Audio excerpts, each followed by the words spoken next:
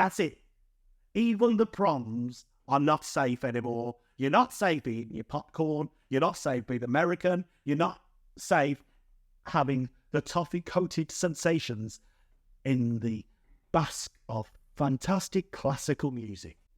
Good morning, good evening, good afternoon, whichever time you are watching this. This is the first episode of Coffee Break with George. If you're a little bit like me and you can't keep up to date with the news and all you do is look at a news feed, then this is the show for you. I'm going to be picking 4 to 5 stories a day from the daily news, and I will be delivering it to you so you don't have to look anywhere else other than right here on YouTube, Facebook, Instagram, TikTok, or whatever else platform that you are listening on, or you can actually just subscribe to the podcast. First up is a fantastic story by the Mirror, of all places, and it is: the Tories refuse to disclose the cost of a failed COVID legal fight over Boris Johnson's WhatsApps.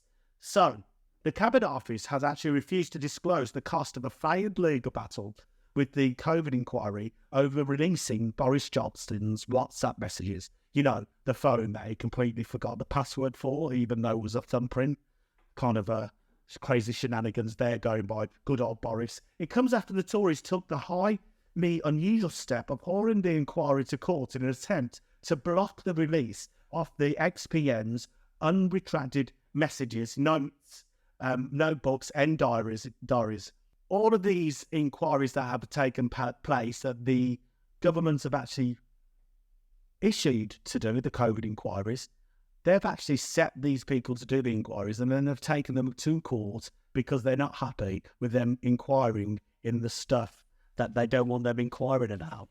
Sounds a little bit suspicious to me, if you ask me, but what do I know? Responding to the Freedom of Information Act, the Mirror, from the Mirror, the Cabinet Office declined to come clean about the total cost of the legal fight to the taxpayer. Instead, officials argue that the information is exempt from release because there is an intention to publish the information at a later, unspecified date. So we're not allowed to know how much money the Tories have spent in stopping the inquiry that they actually put in place to inquire and find out the truth, because they weren't happy with the inquiries that the inquiry was doing.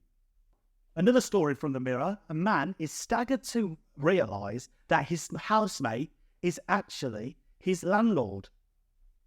A man apparently has been left startled after realising the person they'd assumed was their housemate was in fact their landlord, and proceeded to scream at them for lying over a 6-month period, despite the fact that ownership was clearly stated on their lease. The secret landlord in question said that their last grandparents died last year, and so they decided to buy their home from their father, who inherited it after their death and who had no interest in moving in. They lived there ever since, and in time decided to rent out the basement apartment, which comes with 2 bedrooms, 1 bathroom, and a living room, and a small kitchenette. Seemed like a lovely apartment there.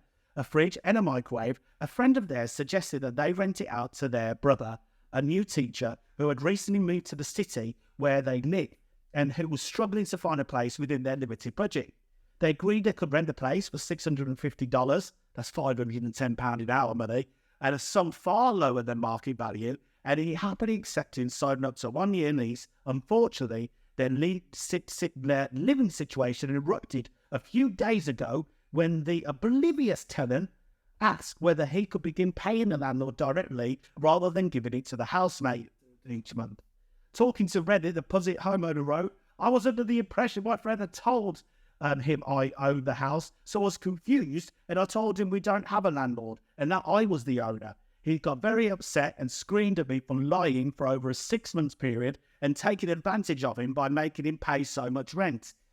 This one's a little bit, I don't know how you guys feel on this one. You can comment below with your thoughts. But if it was below market value, then there's no difference with that person actually renting out that 2-bedroom basement apartment. I just think it's a little bit out of order of him to be screaming at someone for owning the property that he would have had to pay for anyway.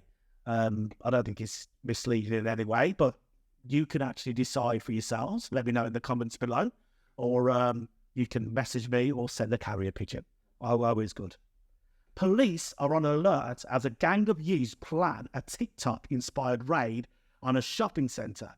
Businesses being warned to prepare for a gang of youths who may carry out an alleged TikTok-inspired raid on a shopping centre. Broadway Shopping Centre in Bethany Hill, southeast London, has increased the number of security guards on Saturday amid speculation on social media that they will encourage people to storm a JD Sports to steal items. It comes after footage showing police wielding batons in a clash with dozens of young people in Oxford Street on Wednesday in an incident thought to have been similarly motivated. 9 people were arrested, 34 people were issued a disposal order, banning them from the central London shopping centre for 48 hours. West End stores were forced to close their shutters and lock customers inside on Wednesday's looting raid, which was reportedly inspired by the social media craze, encouraging people to take part in the Oxford Street JD robbery. How insane is this? Social media can be used for so much positive, but as you can see, it can be used for so much negative as well. But what I personally feel should happen, and this is only my personal feelings, so please do not castrate me for this. These children that are trying to raid JD Sports and are going on a rampage, I think we should just go there, stand outside JD and give a few of them a few slaps. That will stop this. Too many people nowadays think they can get away with anything without getting a slap round the face or a crack on the knuckles. That's what they deserve, in my opinion. Call me loony or don't. Now, this is my favourite story so far. Absolutely amazing. I've left it to the end.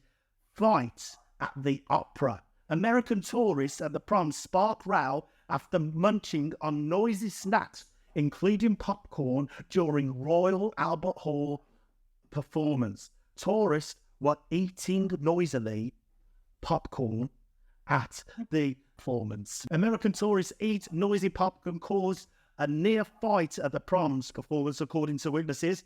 The altercation happened during a performance at Francis Pauli's at the Royal Albert Hall on Monday, when the tourists began munching on popcorn.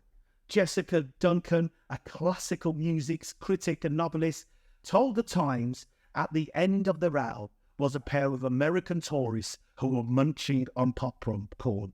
I couldn't hear or smell it, but behind them was a guy who was unbelievably abusive to them. We thought he might pull a knife on them. The American tourist and the man were moved away from each other and during the interval, according to the venue. That's it. Even the proms are not safe anymore. You're not safe eating your popcorn. You're not safe being American. You're not safe having the toffee-coated sensations in the bask of fantastic classical music.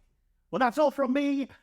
Each and every day, this is Coffee Break with George. I hope you've enjoyed the show. And if you have, like, share, subscribe, hit the notification button, and I'll see you tomorrow.